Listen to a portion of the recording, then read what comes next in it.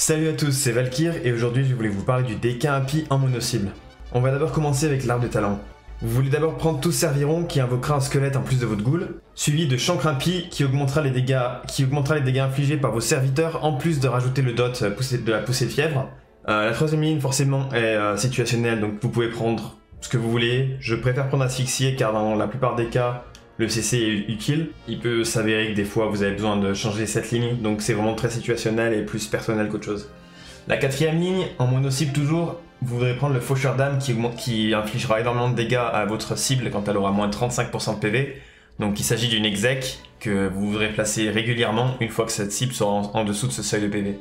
Pour la cinquième ligne, j'ai tendance à prendre Marche Spectrale car j'aime bien le boost de move speed, sachant que DK est sûrement la classe la plus immobile du jeu. Mais tout comme la troisième ligne, ça reste quelque chose de situationnel et personnel. Pour l'avant-dernière ligne, il s'agira de prendre le Pacte impie qui mettra un lien entre votre ghoul et vous. Donc il faudra faire en sorte à ce que le lien soit entre vous et la ghoul, et que le boss soit entre la ghoul et vous, pour que le lien touche le boss et inflige les dégâts de manière constante.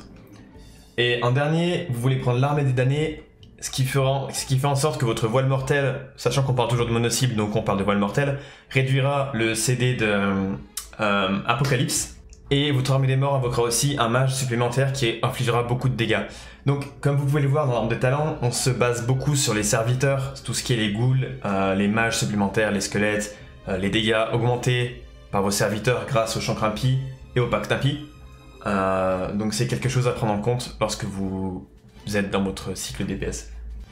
Pour ce qui est de la congrégation DK impie, bon, sachant que le jeu est sur le point de sortir dans 24 heures au moment où je regarde cette vidéo, je pense pas qu'il y ait beaucoup de changements qui vont être faits, donc aujourd'hui, la congrégation qui est le plus conseillée sur DK impie serait les Nécroseigneurs, aussi connus sous le nom de Nécrolord. Mais ça peut potentiellement encore changer d'ici là, mais normalement ça devrait être la plus opti, bien qu'il y en ait d'autres qui soient encore aussi plutôt rentables comme les Ventir. Et c'est aussi un point sur lequel tout le monde ne sera pas d'accord. Il y aura toujours sûrement des opinions différentes sur les congrégations qui sont les plus opti pour telle ou telle classe ou tel spé. Mais ce qu'on peut voir aujourd'hui sur internet, sachant qu'on est le 23 novembre à ce moment-là, Nécrolord serait normalement la plus opti pour DK impie, suivi par Ventir. Bon, jusque là c'était plutôt simple. Maintenant on va parler des armes utilisées ainsi que l'enchantement à mettre sur votre arme. Donc pas très compliqué, une arme à deux mains et la rune du croisé déchu dessus. Ok, maintenant on va parler du cycle DPS pour le DK impie. Alors, il est déjà un peu plus complexe que DK Frost, bien qu'il reste quand même assez simple. On parle de WoW, les cycles DPS sont plutôt relativement simples sur toutes les classes, du moment qu'on prend le temps de comprendre et de s'investir. Tout d'abord, je veux parler des sorts de rafraîchissement. Ce que j'appelle les sorts de rafraîchissement, c'est des sorts que vous n'allez pas utiliser de manière constante, mais uniquement pour rafraîchir les debuffs présents sur votre cible. Le premier sort de rafraîchissement dont je veux parler, c'est la sombre transformation. Vous voulez utiliser ce sort dès qu'il est up. Ça va buff votre ghoul, ça va la rendre bien plus forte et ça va augmenter votre DPS. Tout simplement, dès que le sort est de nouveau disponible, vous l'utilisez. Aussi simple que ça. Le deuxième sort de rafraîchissement, c'est la frappe purulente. La frappe purulente applique un debuff qui s'appelle la blessure purulente, et beaucoup de vos sorts sont en synergie avec ce debuff, et vous voulez donc garder ce debuff de manière constante sur votre cible. Donc, dès que vous voyez que vous n'avez plus beaucoup de stacks de blessure purulente, c'est le moment d'utiliser la frappe purulente pour les rafraîchir. Le troisième sort de rafraîchissement, c'est le Chancre impie. Comme on l'a dit tout à l'heure, le Chancre impie applique un debuff qui s'appelle la peste virulente, que vous pouvez aussi mettre avec la poussée de fièvre, mais en plus de ça, elle rajoute un debuff qui augmente les dégâts infligés par vos familiers. Donc, dès que le Chancre impie est de nouveau up, vous voulez l'utiliser. Si jamais votre peste virulente se termine avant que votre Chancre impie ne soit disponible, alors utilisez une poussée de fièvre pour rafraîchir ce debuff, mais il faut penser à utiliser le Chancre impie afin de pouvoir rajouter le debuff qui augmente les dégâts de vos familiers. Les prochains sorts dont je veux parler, c'est les sorts principaux. Les sorts principaux, bon, il y en a que deux, ils sont simples, c'est ceux que vous allez spam le plus pendant le combat. Le premier étant la frappe du fléau. La frappe du fléau consomme une rune et inflige des dégâts en plus de faire exploser un stack de blessures purulentes pour infliger des dégâts supplémentaires. C'est pour cette raison que vous voulez utiliser votre frappe purulente de temps en temps afin de rafraîchir vos stacks de blessures pour toujours avoir la blessure purulente sur votre cible afin que votre frappe du fléau inflige des dégâts supplémentaires. Votre deuxième sort principal, c'est le voile mortel.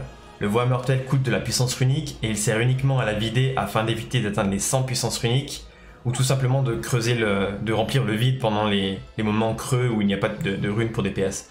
Mais faites attention à ne jamais atteindre les 100 puissances runiques, c'est important de la vider lorsqu'elle atteint les 80-90% pour maximiser le DPS et éviter de gagner de la puissance runique dans le vide car vous êtes déjà au maximum. La troisième catégorie de sorts, c'est les sorts qui sont assez communs mais aussi situationnels. Le premier étant Apocalypse. L'Apocalypse est un sort que vous voulez utiliser dès qu'il est disponible, à condition d'avoir 4 stacks de blessures purulentes sur votre cible. Parce que lorsque vous utilisez Apocalypse, vous faites exploser les stacks de blessures purulentes, ce qui inflige donc beaucoup plus de dégâts si vous avez beaucoup plus de stacks, et vous invoquez aussi un nombre de ghouls dépendant du nombre de stacks explosés. Donc votre DPS augmente bien plus si vous utilisez le Apocalypse avec 4 stacks que si vous l'utilisiez avec 1 ou 2 stacks. Le deuxième sort, c'est le Faucheur d'âme. Le Faucheur d'âme est à utiliser uniquement si votre cible a 35% de PV ou moins. Le Faucheur d'âme, c'est basiquement juste un debuff qui va exploser au bout de 5 secondes après l'avoir mis, et qui inflige beaucoup plus de dégâts si votre cible est sous le seuil de 35% de PV. C'est pour cette raison qu'il est inutile de l'utiliser si la cible a plus de PV que 35%. Il faut noter aussi qu'il y a l'armée des morts qui sert aussi à burst, donc l'armée des morts est à utiliser au moment où l'héroïsme est claqué, dans la plupart des cas. Donc généralement, si vous faites un pull d'un boss de raid avec l'héroïsme, il vaut mieux utiliser l'armée des morts à ce moment-là. Mais c'est quelque chose d'assez situationnel, mais il faut quand même penser à la claquer lors du burst. Voilà, c'est tout pour cette vidéo. Si jamais ça vous a plu, n'hésitez pas à me le dire. Et si je vois que la vidéo vous a plu, alors j'essaierai de faire ça pour le DK en multi-cible, ainsi que pour le DK Frost en mono et en multi-cible. En attendant, merci d'avoir regardé la vidéo, et en espérant vous revoir sur la prochaine. Bye!